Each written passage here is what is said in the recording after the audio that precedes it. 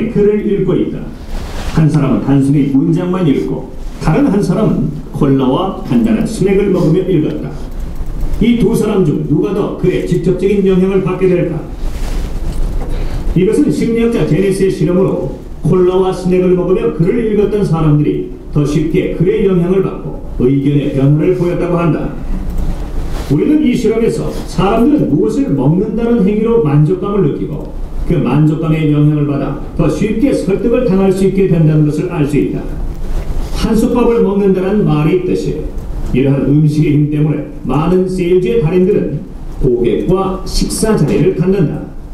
음식을 같이 먹으면 상대에 대한 긴장감이 풀리고 친근감이 생기며 상대의 이야기를 수용하려는 태도가 된다.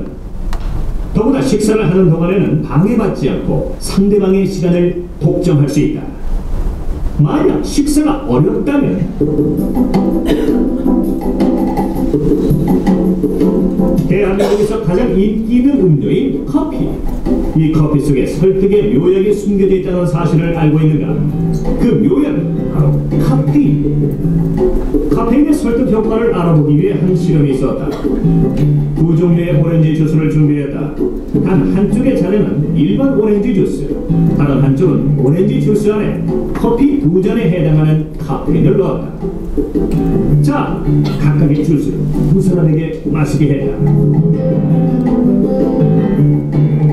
그런 뒤 논쟁적인 주제에 관해 여러 글을 읽히게 했더니 카페인이 들어간 주스를 마신 실험 대상자가 일반 오렌지 주스를 마신 실험자들에 비해 글에 대해 우호적인 입장을 취하는 비율이 35%나 더 높았다. 그렇다. 만약 고객에게 프레젠테이션을 하게 된다면 혹은 나의 이야기에 호감을 갖게 하고 싶다면 커피 한 잔을 사들고 가는 건 어떨까? 고객은 우리의 이야기를 조금 더 긍정적으로 듣게 될 가능성이 높다. 아, 여기서 잠깐! 커피를 싫어하는 고객이라면 커피 말고 홍차, 카페인이 함유된 음료수다. 커피를 못 마신다면 그 대용으로 활용해보자.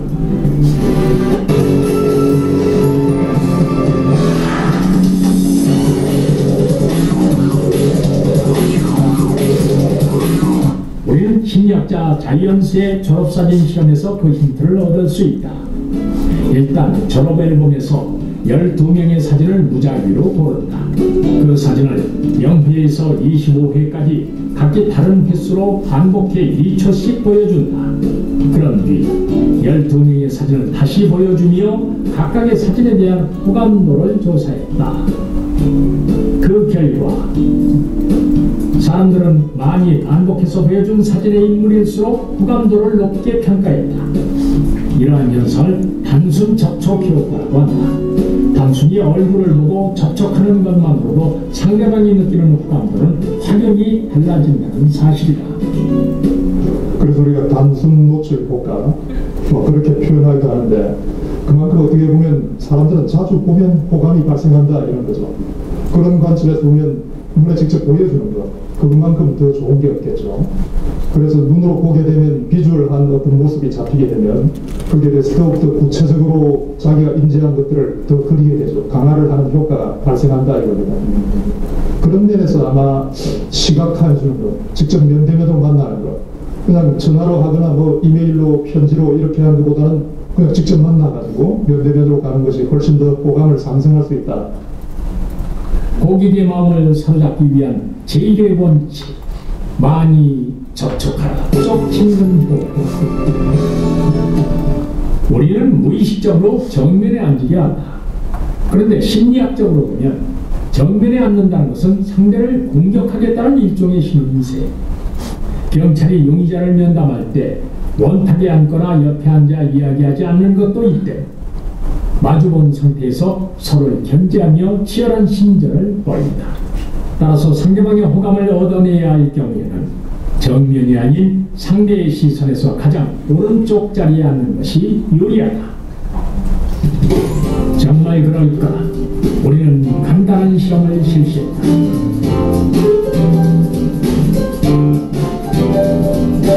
같은 소재와 디자인의 손수건 4장을 준비한다. 테이블에 가지런히 늘어놓은 다음 사람들에게 마음에 드는 것 하나만 선택하도록 했다.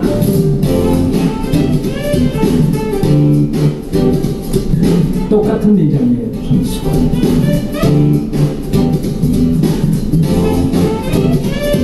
과연 그 결과는 대부분의 사람들이 가장 오른쪽에 있는 손수건을 선택했다. 사람들이 시선을 이렇게 줄 때에 왼쪽부터 먼저 줍니다. 왼쪽부터 오른쪽으로 이렇게 가거든요. 그러면 마지막에 남는 잔상 효과는 오른쪽에 있던 그 위치입니다. 그렇죠? 그 위치가 훨씬 더 마지막까지 이 일종의 친근 효과라고 우리가 이야기할 수 있는데, 최근 효과, 친근 효과 뭐라고 해도 좋겠습니다. 그런데 일정하게 나에게 그 친근감을 주었던 마지막 잔상, 그런 것들이 오른쪽에 되게 많이 남아있다는 사실입니다. 친근 효과란 오래된 정보보다 새로운 정보가 더 오래 기억에 남으면서 그것이 실제보다 중요한 것으로 여겨지는 현상. 신문이나 잡지의 지면 광고에서 왼쪽보다 오른쪽 지면을 더 선호하는 이유도 독자들의 시선이 오른쪽에 더 오래 머물기 때문이다. 고객과의 첫 만남, 상대에게 자신이 중요한 사람이란 사실을 인식시키고 싶은가? 그렇다면 가능한 그의 시선이 가장 오래 머물 가능성이 높은 오른쪽 자리에. 네, 세 가지 효과 중에 공통점이 있는 것 같아요. 세 가지 효과를 통틀어서 상대방한테 다가가는 거죠. 그래서 어느 정도로 다가가야 될까? 이제 그런 점에서 우리가 새로운 법칙을 하나 명명을 하겠습니다. 1m의 법칙입니다. 상대방에게 1m 가까이 다가갔을 때 상대방과 뭔가 교감을 만들 수 있겠다. 네. 이게 어떻게 보면 오늘 여러분이 얻을 수 있는 가장 단순 무식한 진실이 아닐까 생각됩니다. 사람이 그렇게 했을 때 놀라운 어떤 교감의 변화가 시작될 겁니다.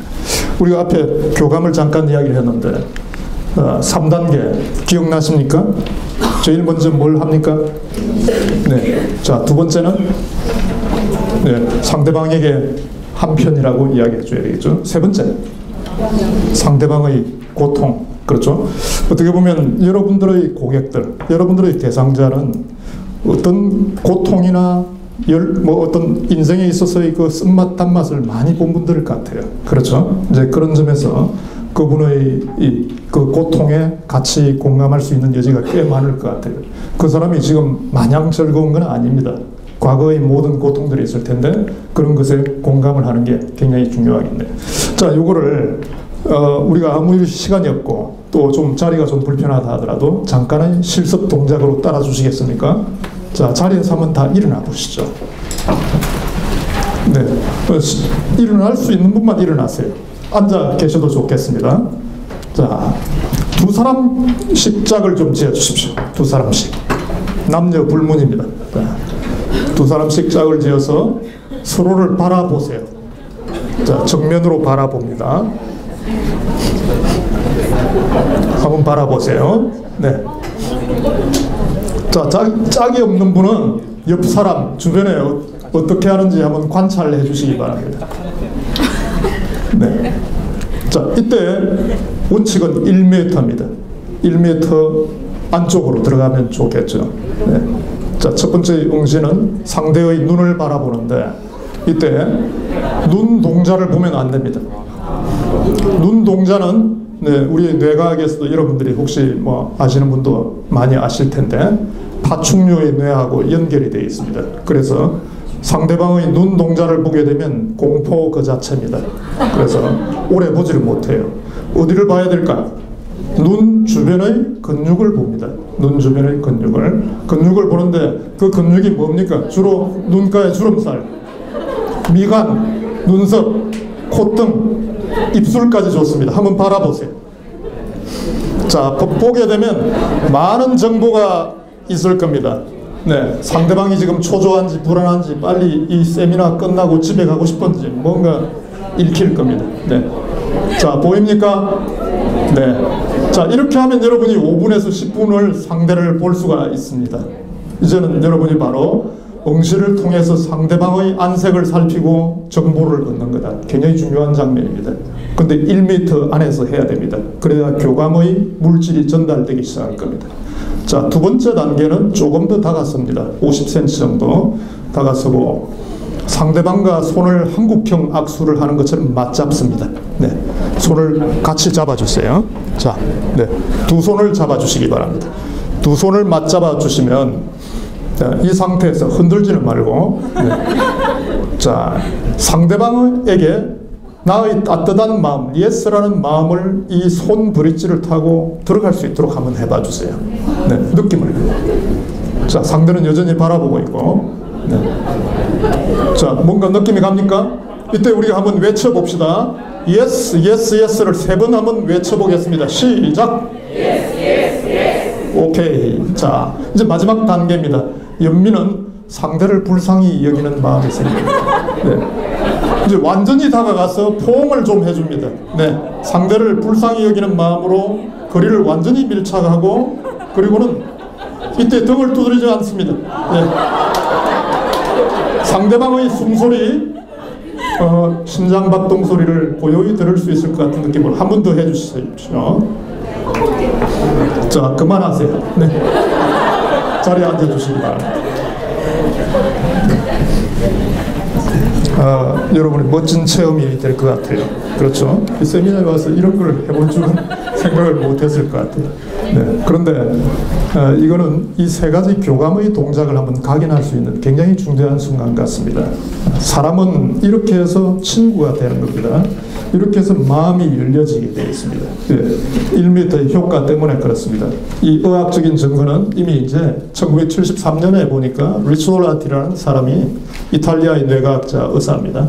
미러 뉴런 이런 것도 제시를 했고, 지금 이제 여러 가지 연구가 많이 진행되어 왔는데 1m에 가까이 가게 되면 실제로도 신경전달 물질이 이 교감 물질이라고 하는 것이, 우리가 이제 그걸 암흑 물질이다 뭐 여러 가지 명명을 합니다만 상당한 상대방에게 교감의 영향을 주고 있다.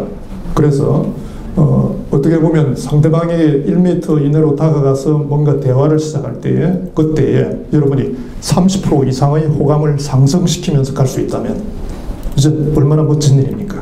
이제 바로 그런 점에서 자주 직면한다는 게 중요하다. 오늘날 버전화하면 이걸 뭐 와이파이 효과라고 해보죠. 1m로 다가가서 자, 이렇게 하는 게 사실은 필요하고, 자, 큰일 났습니다. 제가 준비했던 또 하이라이트 중에 하나가 설득의 심리 전략인데, 이미 이제 로버트 치알디니 같은 경우에 설득의 심리학, 원래 원제는 인플루언스입니다.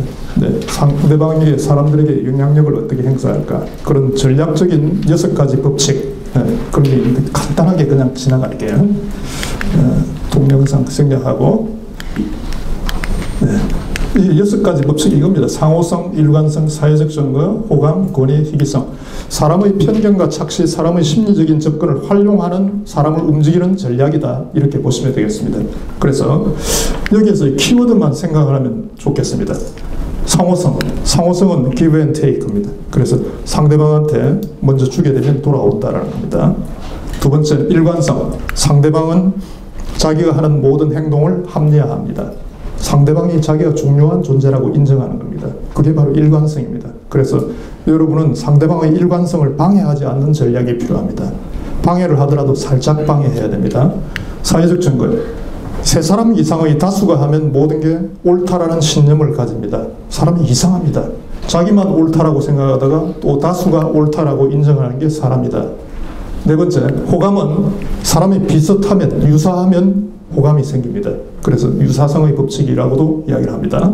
권위, 사람의 전문성.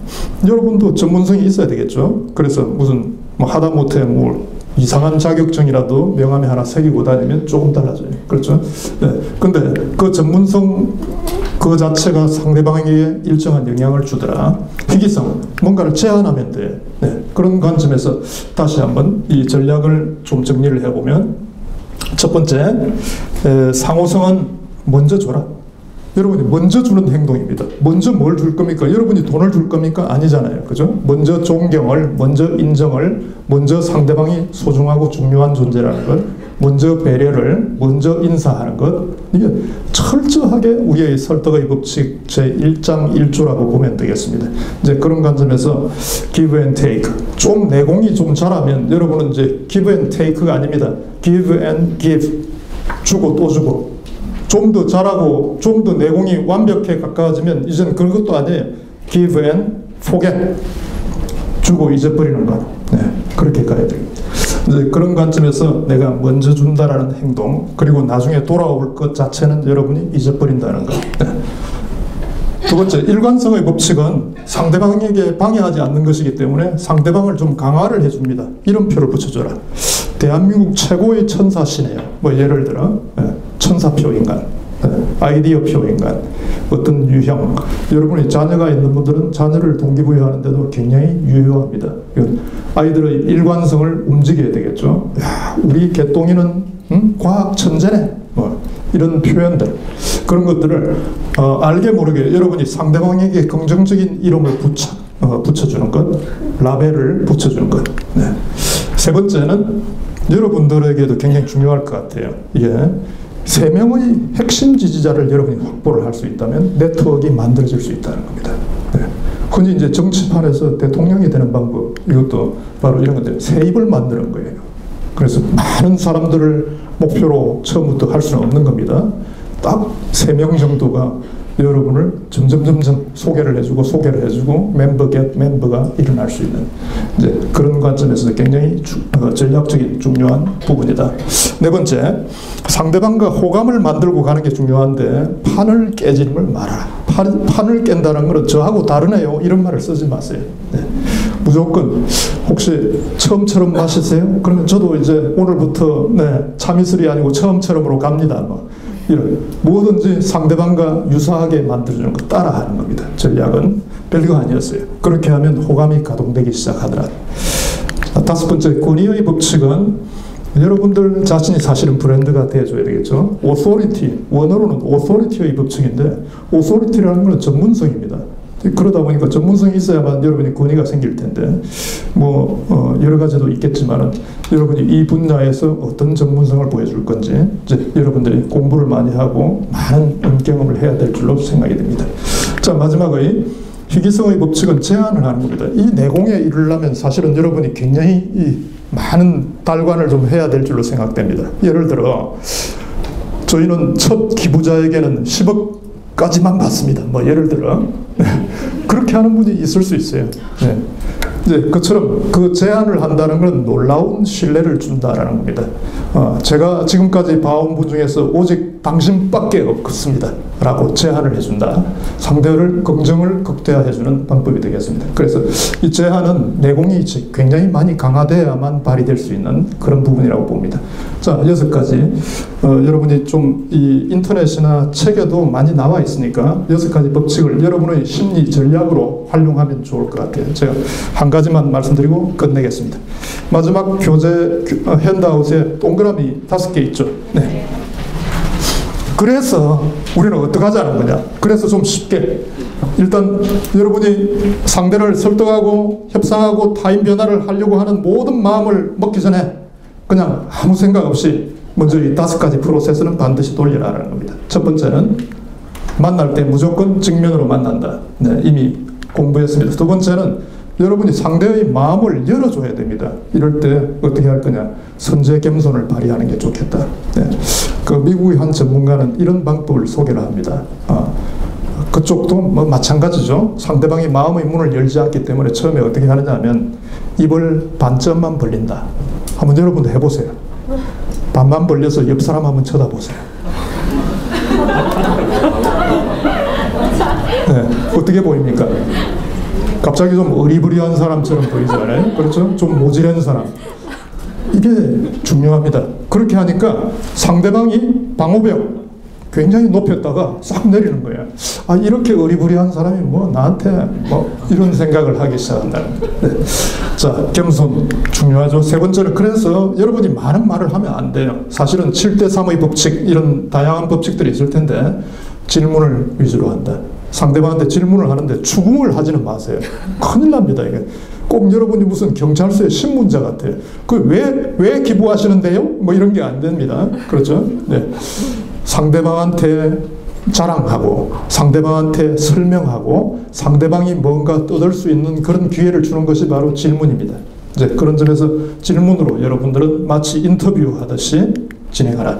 그리고는 공감을 해주면서 경청을 해야 되는데 이 말 자체는 2012년도부터 다시 나왔습니다. Deep Listening입니다. 그래서 소위 말하면 연민 경청입니다. 상대방한테 깊이, 상대방의 고통까지 같이 공감하면서 들어주는 Deep Listening, 심청을 해보자. 이럴 때 여러분이 해야 될 거는 뭐냐면 신음 소리를 좀 많이 내줘라. 그랬습니까? 이런 소리를 많이 하다 보면 심청이 된다. 자, 마지막으로는 여러분들의 이 어떻게 보면 사람 변화의 목표라고 하면 이겁니다. 사람 변화의 목표가 기부로 말미암아서 어떤 돈을 획득하는 것이 아니고 실제로 이겁니다. 그래야만 여러분이 고액으로 갈 수도 있습니다. 진전으로 헤어져야 됩니다. 몇 번이나 10번, 20번, 어떤 분들은 뭐 100번을 만날 수도 있겠습니다.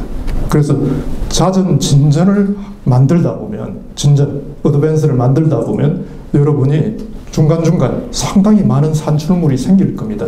이제 그런 관점에서 마음 편하게, 내가 처음에는 무조건 거절당할 걸 알고 가야 되겠구나. 당연히 그렇습니다. 이제 그런 관점에서 이거는 세일즈하고 거의 동일한 느낌이 듭니다. 여러분들이 그런 점에서 진전이라는 걸 목표로 한다면 이제 내가 성공이라는 것을 재정의할 수 있습니다. 여러분들이 재정의할 수 있습니다. 자, 오늘 진전이 있었습니다. 그렇죠? 네. 그런 관점에서 우리 진전을 향해서 나아가도록 합니다. 사람은 만날 때보다 헤어질 때가 더 중요합니다. 자, 지금까지 이게 보니까 시간 조절을 약간 잘 못해서 5분 정도 초반에 했지만 여러분 질문은 없을 줄로 생각합니다. 그리고 또 다른 세션에서 혹시 저하고 만나게 되는 분은 질문을 좀 해주시길 바라고, 여러분들 모금 설득의 험한 여정에서 좀 더 마음 편하고 좀 더 성과 있는 그런 삶이 되시기를 기원하면서 강의를 끝내고자 합니다. 고맙습니다. 수고했습니다.